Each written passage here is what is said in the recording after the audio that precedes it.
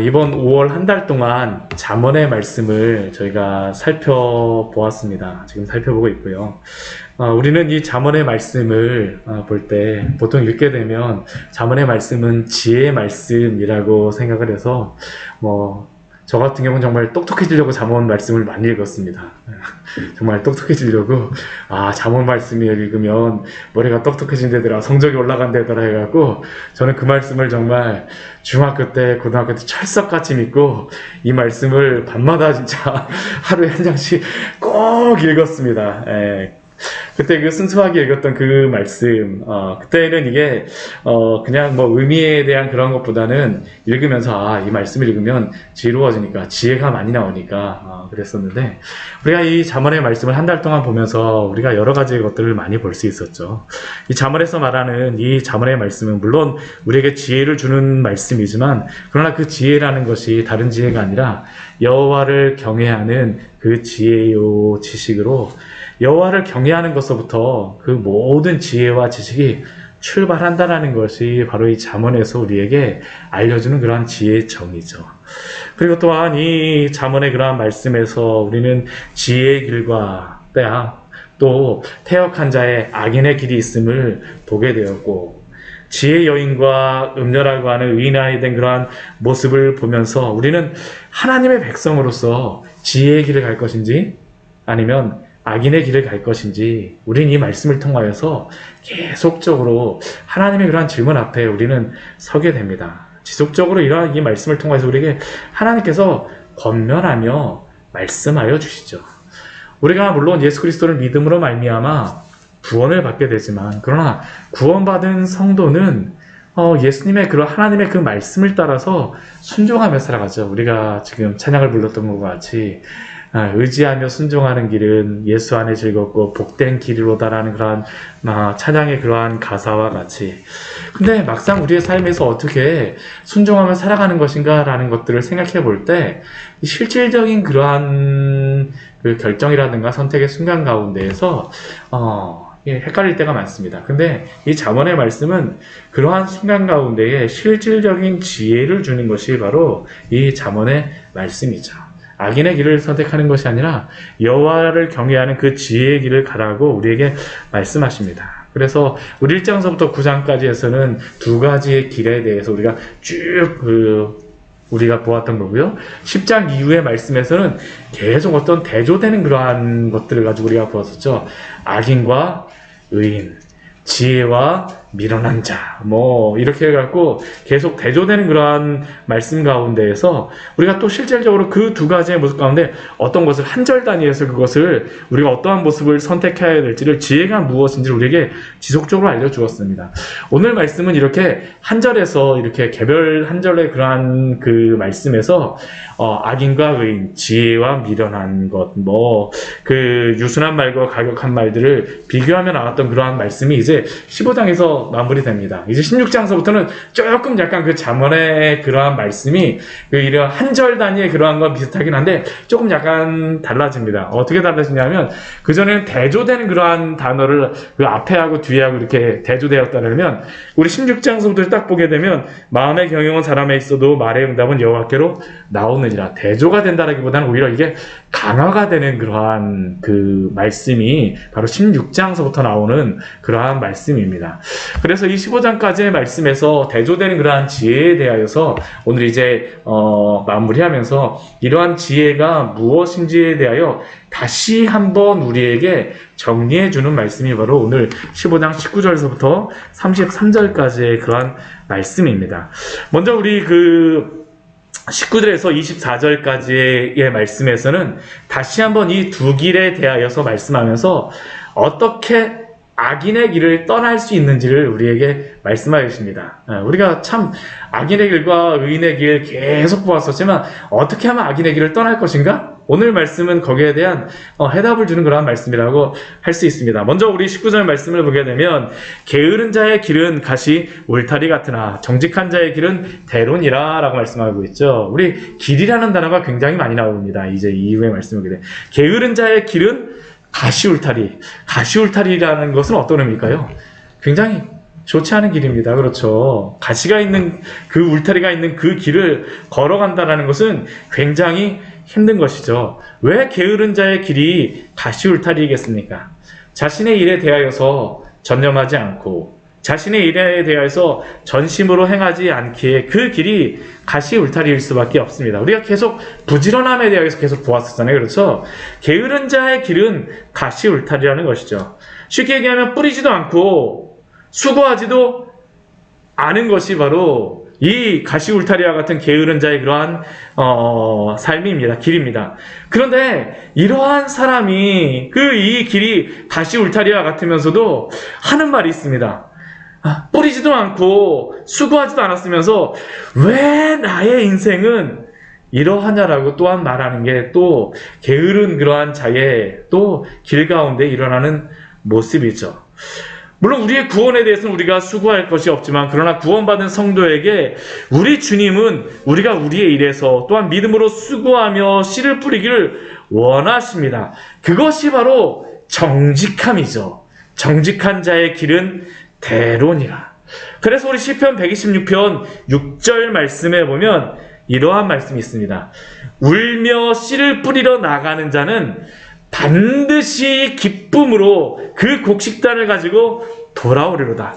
울며 씨를 뿌리러 나아가는 자는 얼마나 일하러 가는 게 힘들면 울며 씨를 뿌리러 가겠습니까? 그렇죠. 그런데 울며 씨를 뿌리러 나아가는 자는 하나님께서 약속해 주신 것이 무엇이에요? 반드시 기쁨으로 추수의 그 곡식단을 가지고 돌아온다는 것이죠. 그런데 문제는 이렇게 게으른 사람들 그 문제가 있지 않습니까? 자신이 게으르고 수고하지 않아서 거둘 것이 없고 가시 울타리 같은 인생길을 가면서도 입에서는 하나님을 향하여 원망과 불평으로 점철할 때가 많죠.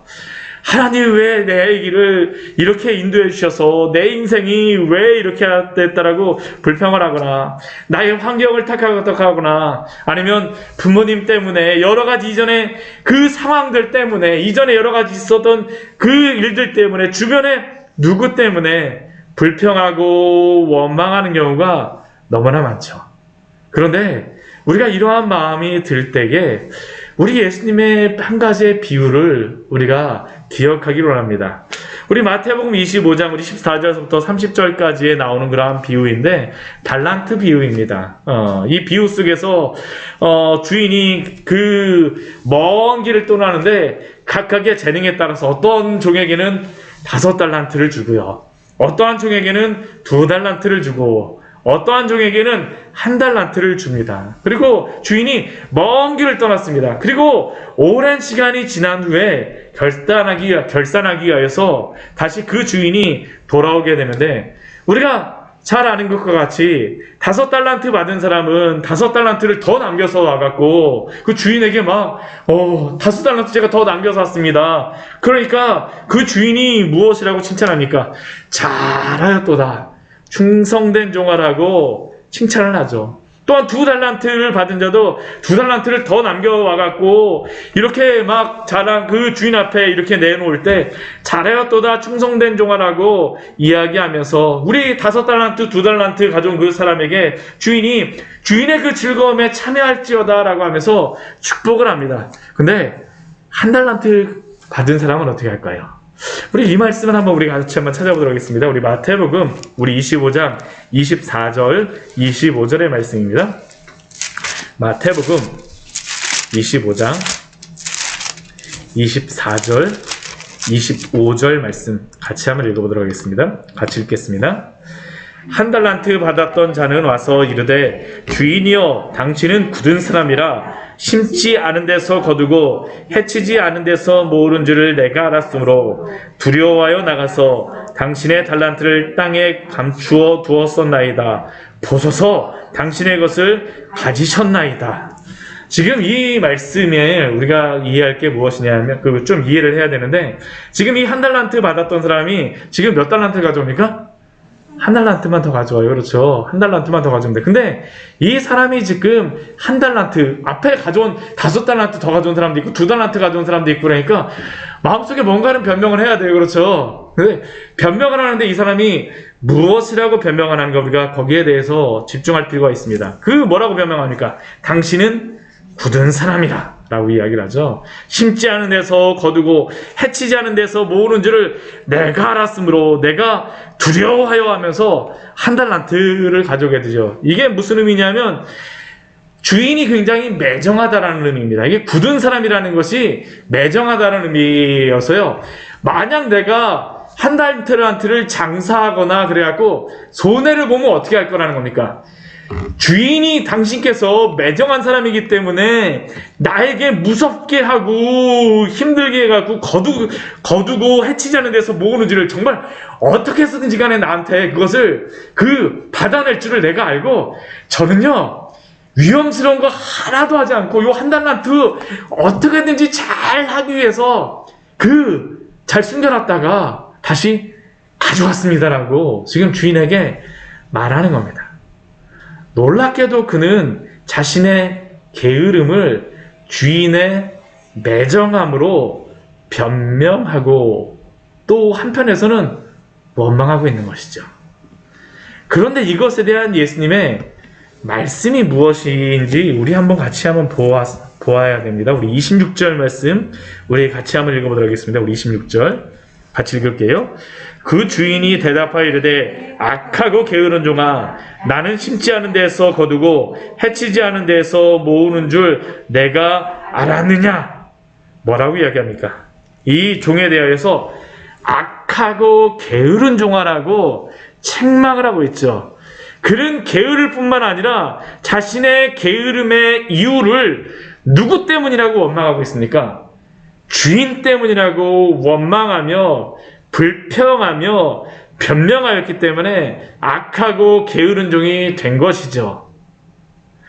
하나님이 우리에게 주신 여러 가지 상황과 환경에 대하여서 우리는 부지런히 수고해야 됩니다. 우리 주님께서 우리가 게으른 것들 원하지 않으세요. 우리에게 바라시는 것은 정직한 자의 길이며 또한 우리에게 주신 여러 가지 것들을 향하여서 우리에게 또한 노력하며 수고하기를 오늘도 원하심을 기억하십시오.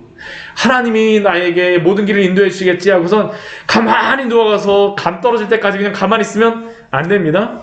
하나님을 바라봐야 됩니다. 우리가 행해야 될 것이 무엇인가라는 것들을 보았을 때 거기에 대해서 우리가 충성을 해야 되죠. 우리 주님이 우리에게 오늘도 말씀하시는 겁니다. 그리고 20절 말씀에서는 또한 이렇게 정직한 자의 길을 가는 지혜로운 아비를 어떻게 합니까? 즐겁게 하지만 미련한 자는 어떻습니까? 어미를 업신여기죠. 엄마 때문에 그랬어요 라는 게 바로 이 미련한 자의 또한 변명이라는 것입니다. 선한 지혜의 충고를 무시하며 나는 다 알아라고 하면서 나중에 와갖고는 오히려 변명하며 업신여기는 그러한 모습들, 이거는 어리석은 자의 길이겠죠. 또한 우리 21절 말씀에서는 무지한 자는 미련한 것을 즐겨하여도 명철한 자는 그 길을 바르게 한다라고 말씀합니다. 여기서 무지한 자의 길과 명철한 자의 길을 또다시 한번 비교하고 있죠. 무지한 자는 무엇입니까? 미련한 것을 즐거워하면서 가는 그러한 길입니다. 무지하기 때문에 미련한 것이 어떤 것이에요? 즐겁습니다. 즐거워요. 무엇이 참된 기쁨인지를 알지 못하기 때문에 미련한 것을 즐거워하고 있습니다. 그런데 그 명철한 자, 이 분별력 있는 사람, 상황을 이해하는 사람은 무엇을 합니까? 그 길을 바르게 하죠. 굽어져 있는 것이 있다면 고치는 것입니다. 22절에 보면 그 특징이 나오고 있는데 그 길을 바르게 하기 위해서 무엇을 하는가라는 것을 우리에게 보여주고 있는데요. 우리 22절 말씀 같이 한번 읽어보도록 하겠습니다. 의논이 없으면 경영이 무너지고 지략이 많으면 경영이 성립하느니라. 그는 그렇게 명철하고 분별력 있게 행동하는 것이 무엇입니까? 나만 잘났다라고 하는 것이 아니죠. 업신여기거나 교만하거나 의논하지 않고 독단적으로 행동하는 것이 아니라 명철한 자는 지략이 많은 것이 필요하다라는 것을 알고 묻는 사람이죠.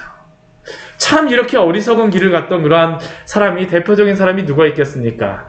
우리 솔로몬의 아들이었던 르호보암 우리 한번 생각해 보기를 원합니다. 이 르호보암 같은 경우는 사실 솔로몬이 지금 이 말씀을 해주게 되면 가장 먼저 들었을 사람이 누굴까요? 르호보암입니다. 그렇죠. 르호보암이요. 근데 이 르호보암이 분명히 솔로몬의 이 지혜에 대해서 내 아들아 들으라, 내 어미의 말에 그 유념하라라고 계속 들었었지만, 근데 나중에 그가 남유다와 북이스라엘이 갈라지는 그러한 이유가 무엇입니까? 그 북이스라엘의 그러한 사람들이 우리가 세금이 너무나 많아갖고 조금만 이 세금을 감면해주면 우리가 당신을 끝까지 섬기겠습니다. 근데 그때 그 솔로몬과 같이 했었던 그 지혜로운 신하들, 나이 많은 신하들은 무엇이라고 이야기합니까? 그들의 이야기를 들어주십시오라고 이야기를 하죠. 왜냐하면 그 솔로몬이 행하였던 그러한 그 잘못이 무엇인지를 알았었기 때문이에요. 세금을 좀 불공평하게 좀 거뒀던 그러한 부분들이 있었기 때문입니다. 그래서 공평하게 나눌 수 있도록 조금 경감해 주시오제라고 그 이야기가 있었는데, 젊은 그 르호보암의 친구 신하들은 무엇이라고 합니까? 그 왕이 그렇게 한번 밀리기 시작하면 끝까지 밀립니다. 당신의 아버지가 채찍으로 했다면 당신은 정갈 채찍으로, 당신의 아버지가 새끼손가락이라면 나는 뭐 이 허리로다 뭐 한다라고 그렇게 말씀하십시오. 결국 그것 때문에 어떻게 됩니까? 나눠지게 되죠. 어미의 말을 업신여기고, 또한 명철한 자의 그 지략이 많은 그러한 그 사람들의 그러한 소리를 듣지 않고 그가 하였다가 이러한 그 나라가 나누어지는 그러한 일이 르호보암에게서 있지 않았습니까? 그리고 한편으로는 우리도 또한 우리가 이러한 그 지혜로운 자로서 우리가 충고자가 되어져서 또한 아름다운 입술을 갖기를 우리는 또한 소망해야 됩니다. 우리 그 23절 말씀은 참 우리에게 전 참 이게 은혜가 되는 그런 말씀입니다. 우리 23절 말씀 같이 한번 읽어보도록 할까요? 사람은 그 입의 대답으로 말미암아 기쁨을 얻나니 때에 맞는 말이 얼마나 아름다운고, 때에 맞는 말이 얼마나 아름다운고. 말을 많이 하여서 듣는 게 아니죠. 그렇죠? 때에 맞는 그 한마디의 말, 이게 또한 지혜로운 충고자 아니겠습니까? 주님이 우리로 때에 맞는 말을 할 수 있는 지혜를 주시고, 또한 이러한 속에서 또한 기쁨을 줄 수 있는 귀한 성도의 삶을 살기를, 또한 그러한 입술이 되기를 우리를 사용하시기를 우리 기도하십시오. 우리가 또 이 저녁에 우리가 그러한 것을 위해서 우리가 기도해야 합니다. 우리의 입술을 위해서 기도해야 되겠죠. 우리의 자녀들을 위해서 우리가 정말 이러한 지혜가 필요하지 않습니까? 때에 맞는 말을 잘 대답해주고 알려주시는 이 지혜의 말. 우리 24절 말씀에서는 아주 중요한 말씀을 우리 오늘 말씀하고 있습니다. 어떻게 하면 그러면 우리 앞에 말씀에서 게으른 자의 길, 정직한 자의 길, 또한 그 무지한 그 자의 그러한 길, 또한 명철한 자의 길에 대해서 우리가 보고 여러 가지 그 지혜의 길, 어리석은 자의 길, 악인의 길에 대해서 보았었는데, 그렇다면 어떻게 우리는 악인의 길에 서지 않고 의인의 길에 서서 살아가겠습니까? 우리 24절 말씀에서 그 해답을 우리에게 해주고 있습니다. 참 대단한 말씀입니다. 우리 같이 한번 읽겠습니다. 지혜로운 자는 위로 향한 생명길로 말미암으로 그 아래에 있는 수호를 떠나게 되느니라. 지혜로운 자가 가는 생명길과 아래로 가는 수월로 가는 죽음의 길이 여기에 나오고 있죠. 그런데 어떻게 수월의 길로 가지 않을 수 있습니까? 그것은 바로 위로 향하는 생명길로 말미암아서 이 사망의 길을 떠날 수 있다라고 우리에게 말씀하고 있습니다. 이것은 당연한 말씀 같지만 또한 엄청난 지혜의 말씀이죠. 우리가 악인의 길을 떠나는 방법은 바로 여호와를 경외하는 지혜의 길, 의인의 길, 생명의 길을 적극적으로 추구하며 그 길을 걸어갈 때에 악한 길을 떠날 수 있다라는 것을 우리에게 알려주는 겁니다.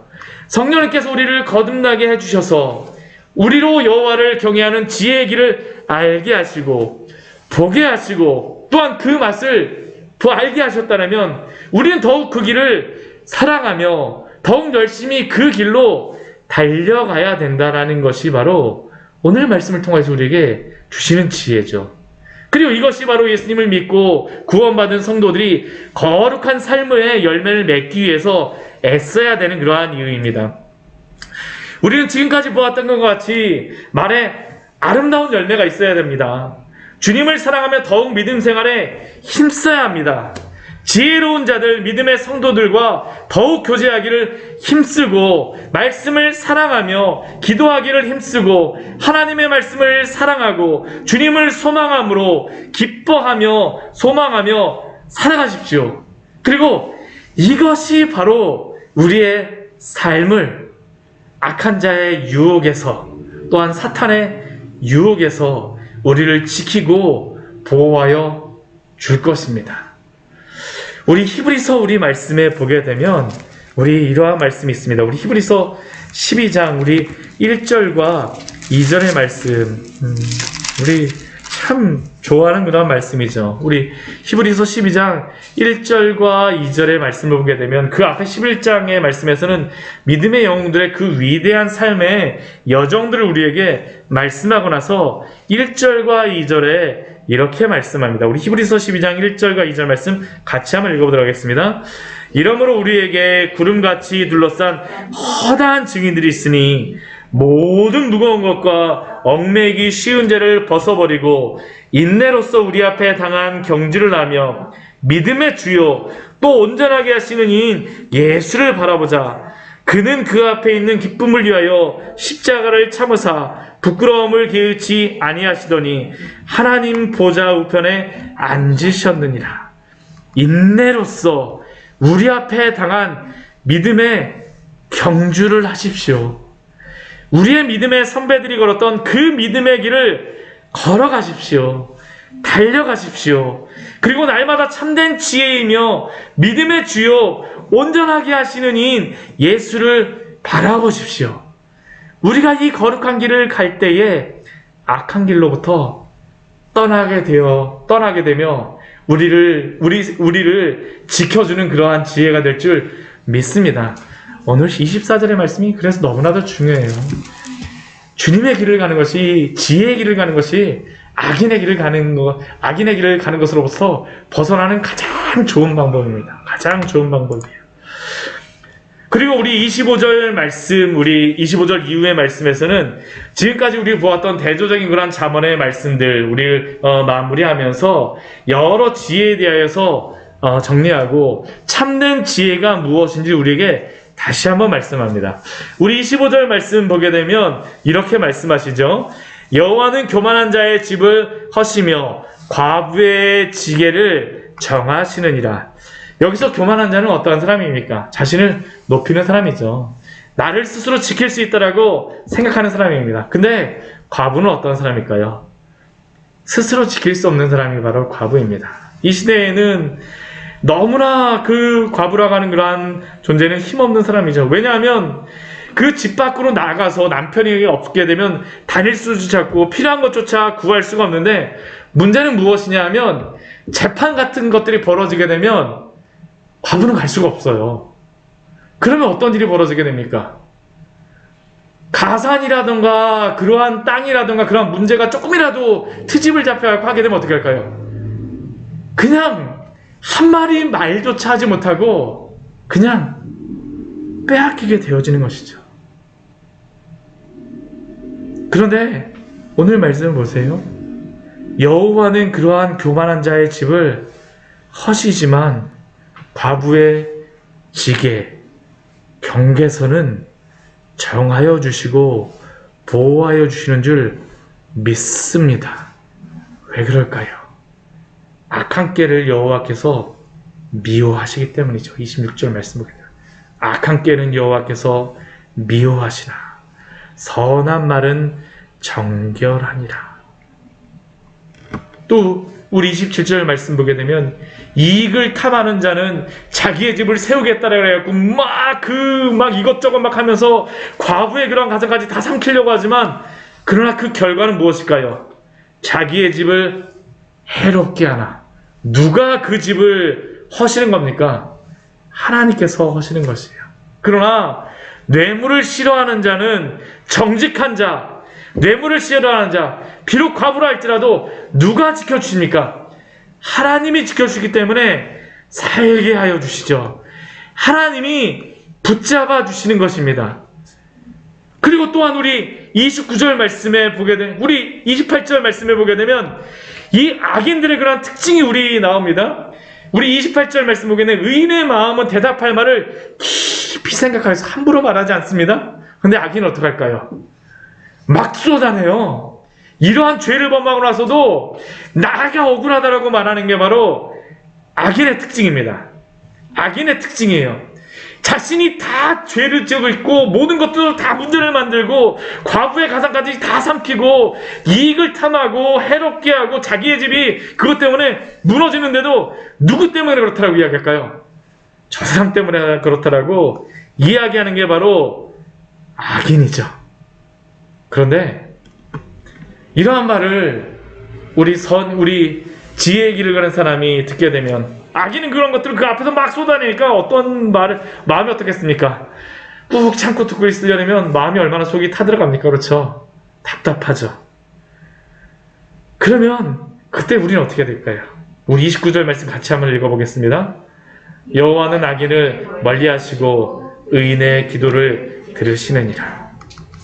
악인이 그렇게 세상에서 그 막말을 쏟아내고 억울하다라고 하지만 하나님은 그 소리를 하나도 듣지 않으십니다. 그러나 의인의 기도는 들으시니라 라고 약속하십니다. 이것이 얼마나 우리에게 위로가 됩니까? 하나님이 들어주시고 하나님이 응답하여 주십니다. 하나님 우리가 세상에서 악인의 이것 같이 우리의 말을 쏟아내는 것이 아니라 하나님 앞에서 우리의 마음을 쏟아내기를 원하십니다.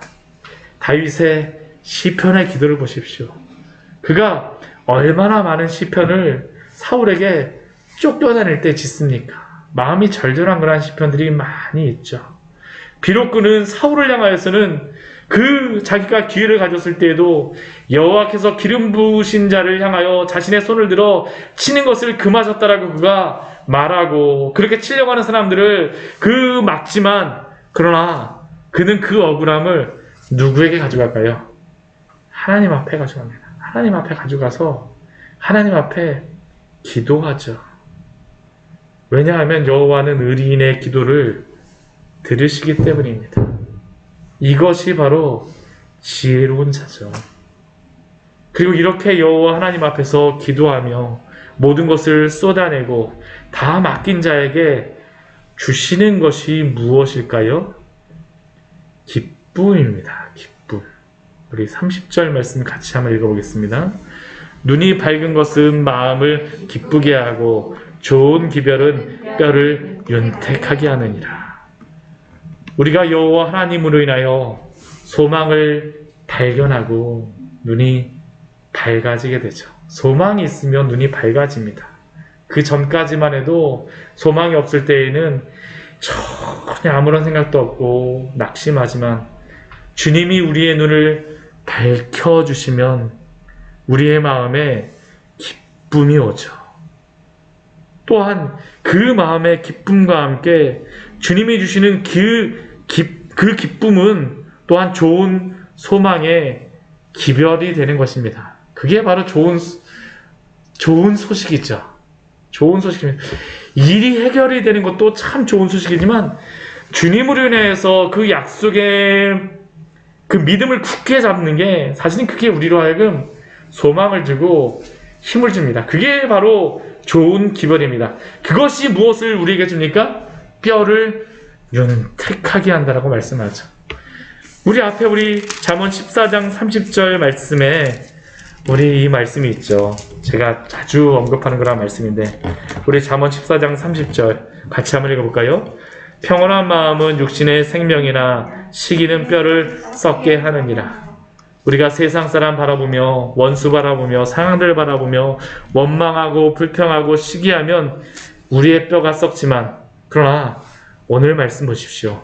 주님께로부터 오는 좋은 기별은, 우리 주님으로 받는 그 소망은, 또한 그 믿음의 마음은, 그 말씀은 우리의 뼈를 윤택하게 하는 줄 믿습니다. 우리가 뼈가 썩는지 안 썩는지는 그래서 우리가 누구를 향하느냐에 따라서 좌우됩니다. 주님 바라보면 무릎 꿇고 기도하는 성도는 하나님께서 우리의 눈을 밝혀주시고 우리의 마음에 소망을 주시고, 그것이 바로 세상의 해결에 좋은 기별로 우리에게 주신다 할지라도 악인은 그것을 누리지 못하는 사람들이죠. 주님이 우리의 눈을 밝혀주심으로 소망을 찾은 심령은 그래서 그것이 바로 좋은 기별로 오늘도 소망 안에 기쁨 안에 살아가게 하시는 줄 믿습니다. 이 말씀을 붙들어야죠. 이 말씀을요. 우리 31절과 우리 32절 말씀에서는, 우리 33절까지의 말씀에서는 우리 잠언 말씀에 지금까지 계속 들어왔던 말씀을 다시 한번 말씀하십니다. 생명의 경계를 듣는 기는 지혜로운 자 가운데 있느니라. 생명은 어디에 있다라는 겁니까? 듣는 것 가운데 있다라는 것입니다. 이 말씀을 듣고 마음에 간직하는 자에게는 무엇이 있을까요? 생명이 있지만, 우리 32절 말씀과 같이 훈계를 받기를 싫어하는 자는 자기의 영혼을 경히 여깁니다. 자기의 영혼을 경히 여김이라는 것은 생명을 잃는 것이라는 것이죠. 견책을 달게 받는 자가 바로 지식을 얻습니다. 지혜를 얻습니다. 그 지혜가 무엇입니까? 우리 33절 말씀 같이 읽겠습니다. 여호와를 경외하는 것은 지혜의 훈계라. 겸손은 존귀의 길잡이니라. 우리 오늘 15장의 말씀을 마무리하면서 지혜의 길과 악인의 길을 대조하는 잠언의 말씀을 또한 마무리하면서 다시 한번 잠언의 주제로 돌아오죠. 여호와를 경외하는 것이 바로 지혜의 근본입니다. 여호와를 경외하는 것이 바로 지식의 근본입니다.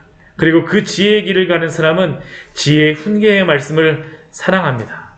겸손한 자가 바로 이 지혜의 말씀에 귀를 기울이며, 이것이 바로 우리의 존귀한 길잡이요, 존귀한 길잡이라고 우리에게 말씀하십니다. 여호와를 경외하며 그 지혜의 길을 가십시오. 겸손하게 이 말씀을 믿고 받아들이십시오. 이 말씀 안에 거하는 자에게 오늘도 주님께서 당신의 그 지혜의 길을 가며 악한 길을 따르게 안 하시고 그 승리의 기쁨을 오늘도 우리에게 주는 줄 믿습니다. 같이 기도하도록 하겠습니다. 우리 말씀 기억하시면서 우리 같이 기도하였으면 좋겠습니다. 우리 잠언 15장의 말씀, 우리 잠언에 지금까지 우리 대조되는 그런 말씀을 하면서 그 말씀을 마무리하면서 다시 한번 우리 잠언의 주제를 말씀합니다. 여호와를 경외하는 것은 지혜의 훈계라. 겸손은 존귀의 길잡이니라. 우리 지금까지 들었던 말씀을 우리의 마음속에 새기게 하시고 정말로 여호와를 경외하며 그 지혜의 길을 갈 수 있는 우리의 삶이 될 수 있도록 주여 붙들어 주시옵소서. 잠시 같이 기도하도록 하겠습니다.